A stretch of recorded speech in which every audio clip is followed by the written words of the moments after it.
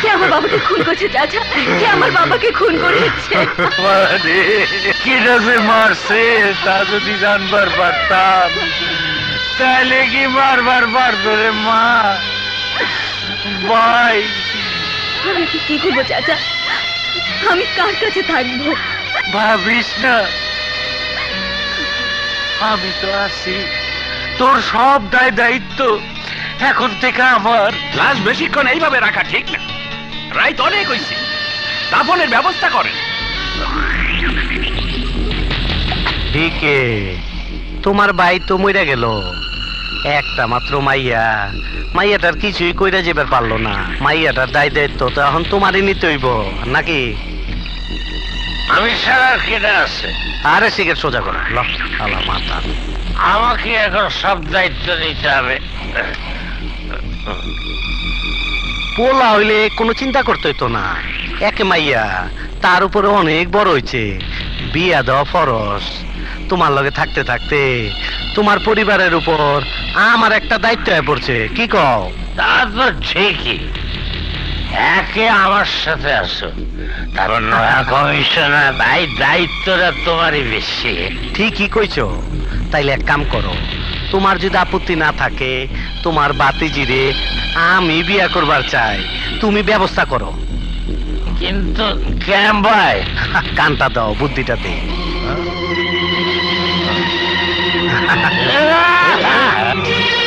কি বলছেন চাচা? হ্যাঁ, তোমার বাবা জীবিত অবস্থায় একটা উইল করে গেছেন। উইলে লেখা আছে তোমার বয়স 25 বছর পুরা হওয়ার আগেই যদি তুমি বিয়ে না করো তাহলে তোমার বাবার সমস্ত সম্পত্তি ওয়াকফ হয়ে যাবে। তোমার তো 25 বছর পুরা হইতে আর মাত্র 3 মাস বাকি। এখন যদি তুমি বিয়ে না করো তাহলে এই সম্পত্তি রক্ষা করা যাবে না, আর সম্পত্তি রক্ষা করার দায়িত্ব তোমার।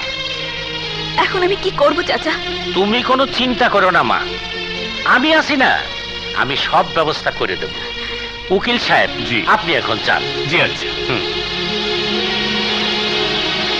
সব দিক বিবেচনা করে আমি তোমার জন্য একজন পাত্র ঠিক করে ফেলাইছি। কে চাচা? আমাগো দিলা কমিশনার। না চাচা, দিলার মতো যখন চরিত্রের লোককে আমি বিয়ে করতে পারবো না। বর্তমান যা যুগ পড়ছে রে মা, এরকম লোক হাতে রাখা ভালো। তুমি আর অমত করো না মা। না চাচা না, এ বিয়ে আমি কিছুতেই করতে পারবো না। দিলা সাহেব রে আমি কথা দিয়ে আইছি, তুমি যদি আমার কথা না শোনো তাহলে হয় আমাকে আত্মহত্যা করতে হবে, না হয় দিলার হাতে মরতে হবে। না চাচা না, বাবাকে হারিয়েছি, নতুন করে আবার তোমাকে হারাতে চাই না। আমি রাজি আছি, তুমি ব্যবস্থা করো চাচা। আমাকে বাঁচালি রে মা, আমারে বাঁচালি।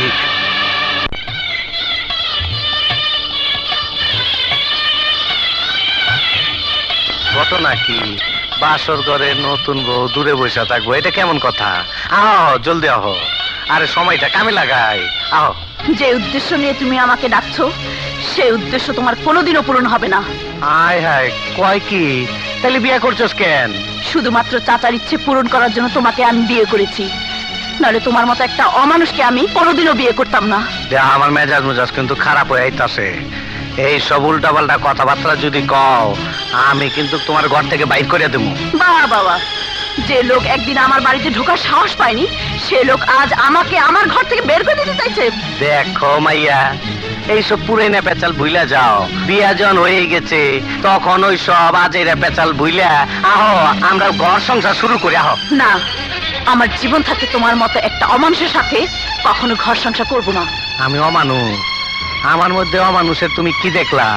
আমি একজন নির্বাচিত কমিশনার, পাবলিক আমার কত সম্মান দেয়, ভালোবাসে, তুমি জানো?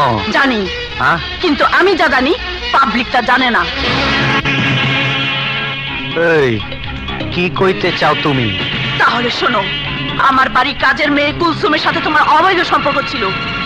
তোমার অবৈধ সম্পর্কের ফসল সে তার গর্ভে ধারণ করেছিল। কুলসুম আজ নিরুদ্দেশ, দুনিয়ার কেউ না জানলেও আমি ঠিকই বুঝতে পেরেছি তার কি হয়েছে। তুমি কি অস্বীকার করতে চাও কুলসুমকে তুমি খুন করোনি? চুপ, দেখ মাগে, তুই বেশি বুঝে ফেলাইছ। তাইলে তুই শোন, তোর বিয়া করণের আমার কোনো খায়ের ছিল না। তোর রূপ যৌবন দেখে আমি পাগল হই নাই। আর একটা কথাও কিন্তু বাড়ায় কবি না, কই দিলাম, তোর বাপের গাড়ি বাড়ি ধন সম্পদ হাত করণের লেগে আমি তোর বিয়া করছি। আমি সব পাই গেছি, তুই এলো ফাও। আমার কাছে ধরা দেশ আর না দেশ আমার কোনো আপত্তি নাই, কিন্তু যা কইলি ওইসব কথা যদি ভুলো আর কোনোদিন তোর জবানে আসে, তাইলে কইলাম তোর আমি কুলসুমের জায়গায় পাঠায় দেবো। কথাটা মনে রাখিস।